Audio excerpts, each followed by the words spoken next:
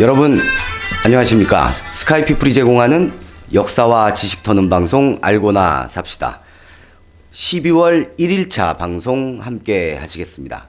오늘은 1983년 일해재단이라는 것 한번 이야기하면서 함께 시간을 하도록 하시겠습니다. 오늘은 1983년에 일해재단이 발족한 날입니다. 그러면 이 일해재단이 도대체 뭐냐?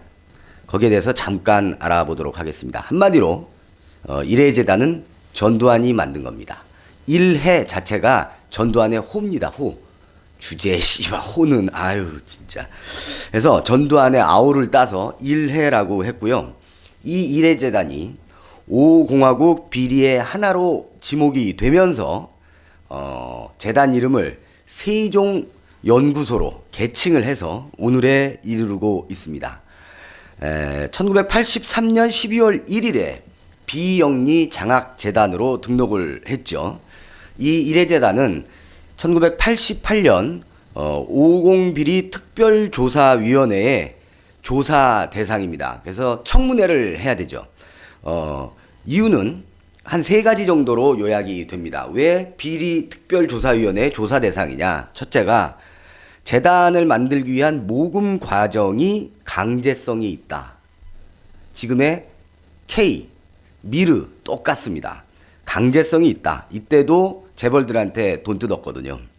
그다음에 두 번째가 이 재단에 전두환이 20억을 출연을 합니다. 근데 이 기부 20억에 대한 출처가 불분명합니다. 전두환은 대통령직을 찬탈하기 이전에 직업 군인이었고 그 다음에 대통령을 했기 때문에 그간 월급을 다 모아도 20억이 안 됩니다. 그러면 20억이 어떻게 해서 재산이 형성됐고 그 돈을 내가 왜 낸다 이렇게 출처가 밝혀져야 되는데 그런 게 없습니다. 그러니까 어디서 뜯은 거죠. 부정하게 습득한 돈이라는 얘기죠. 또 하나 이 일해재단은 전두환 사임 후에 여전한 정치적 영향력을 위해서 만들어 놓은 그렇게 하기 위해서 설립해 놓은 재단이다라는 의문이 대표적으로 제기가 돼서 88년 50비리 특별조사위원회에 회부가 되고 청문회를 하게 되는 겁니다.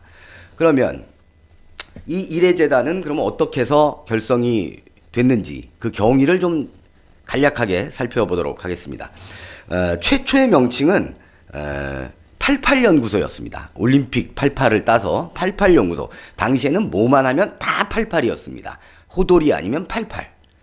운동화를 만들어도 88. 모든 브랜드가 다 88이었는데 얘들 최초 명칭도 88연구소였습니다.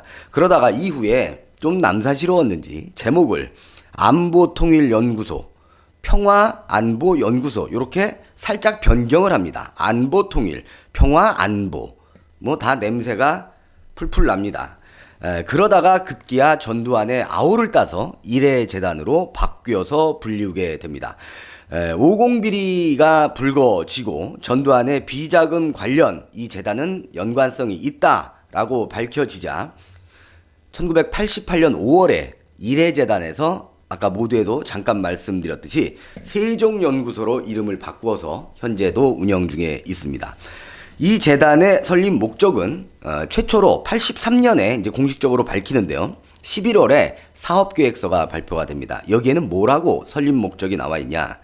순국사절 및 부상자와 국가유공자 자녀 교육을 위한 장학금 지원. 이 첫 번째 설립 목적이고 두 번째는 8688 아시안게임 올림픽을 앞두고 국제경기에 대비한 우수선수 및 체육지도자 육성 지원으로 재단의 설립 목적을 밝히고 있습니다. K스포츠하고 엄청 비슷하죠. 뭔 이런 재단을 만들어가지고 체육지도자를 육성 지원하고 굳이 이렇게까지 나라에서 그렇죠? 결국 사실상은 설립 목적과 상관없이 전두환의 비자금을 관리하고 대통령 퇴임 후 권력을 유지하기 위한 수단으로 활용코자 이 재단을 발족시켰다는 게 만천하에 드러나게 되는 겁니다.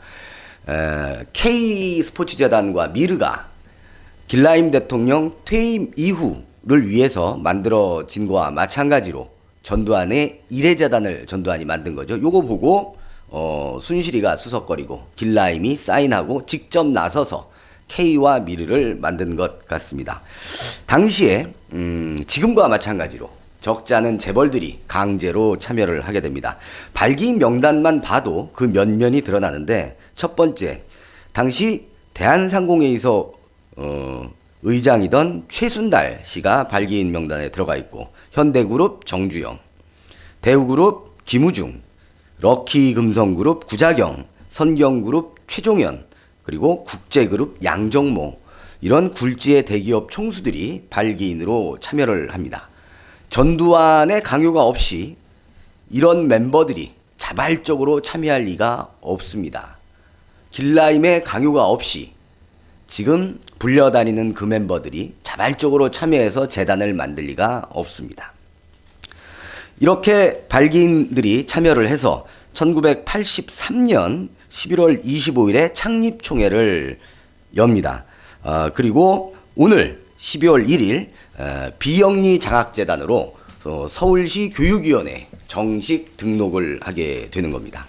그러다가 중간에 또 목적을 살짝 변경합니다. 본래의 목적에서 벗어나서, 본래의 목적은 뭐 국가 유공자 자녀들 장학금 준다, 8688을 대비해서 체육 지도자 양성한다, 이거였는데 여기다가 뭘 집어넣느냐 하면 몇 가지를 집어넣는데, 국가의 안전보장과 평화통일을 위한 외교 전략 및 국가 발전을 위한 재반상을 연구한다라는 그 목적을 추가해서 확대시킵니다. 다시 말씀드리겠습니다. 국가의 안전보장과 평화통일, 국가 발전을 위한 재반상 연구. 상당히 광범위합니다. 이어령 비어령이죠. 뭘 해도 되는 재단이다. 뭘 연구해도 돈 갖다 주겠다. 이런 뜻으로밖에 해석이 되지 않습니다. 즉 바꿔 말하면 이것은 일해재단은 장학생이나 유공자들을 위해 만들어진 것이 아니라 궁극은 실제로 전두환의 정치적 목적에 의해서 설립이 됐다라는 것을 웅변하고 있는 거다라고 생각을 하시면 되겠습니다. 또 하나 중요한 거는 돈이 얼마나 거쳤냐 하면 83년 12월 14일 당시에는 재벌들이 23억 5천을 모아줍니다. 그러다가 이게 84년에서 87년에 걸쳐서는 총 598억 5천만 원, 그러니까 600억이 모아지는 겁니다. 액수도 지금의 700억, 비슷하죠? 근데 당시 600억이면 지금보다 훨씬 큰 거죠. 전두환이 참 세긴 셌어, 개새끼. 문제는 이 돈을 모으는 강제성이죠. 명확한 결론은 청문회에서도 나진 않습니다. 사실 재벌들이 와서 나 강제로 빼앗겼습니다, 이런 말 대놓고 잘 못합니다. 왜냐하면 그 당시 청문회를 하고는 있지만 대통령이 노태우야. 전두환하고 같은 50 세력이라는 거죠. 대놓고 얘기를 못했고, 심증은 가나 물증이 없는 거죠. 그래서 근데 이 재벌들 중에 유일하게 한 사람만 이 사실을 인정을 합니다. 나 강제로 뺏겼어. 이게 누구냐면 국제그룹의 양정모 회장입니다. 우리 좀 연식이 되신 분들, 중고등학교 때 프로스펙스 신고 다니셨죠? 나이키 못 사면 한 몇천 원 싼 프로스펙스 많이들 신고 다녔는데, 이 프로스펙스가 국제그룹입니다. 근데 이 이후에 양정모 회장이 이 얘기하고 나서 국제그룹이 도산당하죠. 많은 그것이 알고 싶다나 뭐 이런 다큐멘터리 같은 데 나옵니다만, 강제로 50 정권에 의해서 국제그룹이 공중분해가 됩니다. 그 빌미가 요 양정모 회장이 나 뺏겼어요, 이 말이었던 거죠.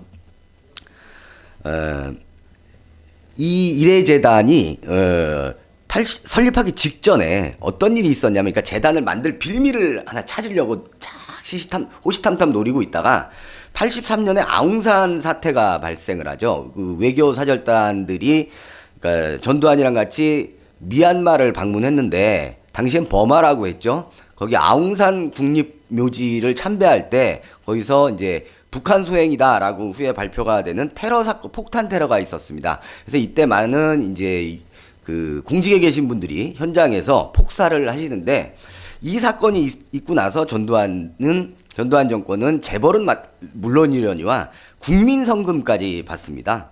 이 유공자 자녀들 장학사업 해야 된다, 이 사람들 도와줘야 된다 이러면서 요 아웅산 테러 사건이 바로 빌미가 된 거죠. 아, 됐다. 유공자 자녀 장학금 요걸로 재단 일단 만들자 해서 모두에 말씀드렸듯이 일해재단을 처음에 만들어 놓고 잠시 후에 무슨 국가안전보장과 평화통일을 위한 외교 전략 및 국가 발전을 위한 제반사항, 그러니까 모든 걸 다 해도 되는 그런 재단으로 목적 변경을 살짝 한 거죠. 결국 반복되는 말씀입니다만은 이것은 전두환의 퇴임 후를 노렸던 겁니다.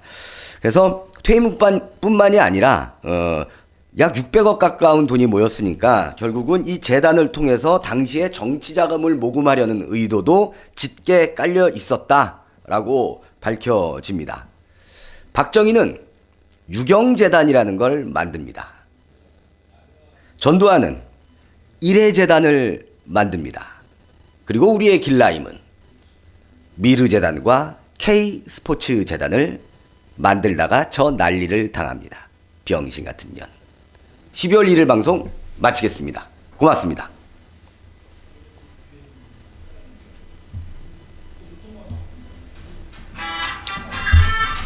빰빠라밤빰빠라바라밤. 자, 12월 2일 방송 잠시 후에 이어드리겠습니다. 고맙습니다.